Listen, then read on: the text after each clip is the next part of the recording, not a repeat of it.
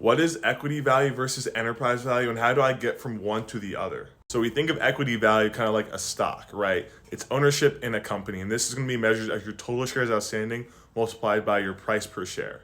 But what equity fails to take into account is a whole other piece of a company's capital structure, which is debt. And that's why we have our enterprise value equation. So let's break down this total enterprise value equation. We have our equity value or market capitalization, which we already talked about. We then add our value of debt to take into account our debt holders' claim to resources. Now, preferred stock is an additional equity instrument that we count in enterprise value, but it's calculated or it's used in a very weird way. It's almost like a mix of debt and equity because you own the company or you own a piece of the company, but you're being paid out at an interest rate just like you would if you were a debt holder. You're also going to add minority interest or non-controlling interest to a company's enterprise value because when it owns over 50% and under 100% of another company, you have to make sure to report it so that we can understand the full value of the enterprise value of the company. It's also important because in this company's earnings, that's going to be reflected too. So you need this to make sure you balance it out. Then finally, but not least, you subtract cash.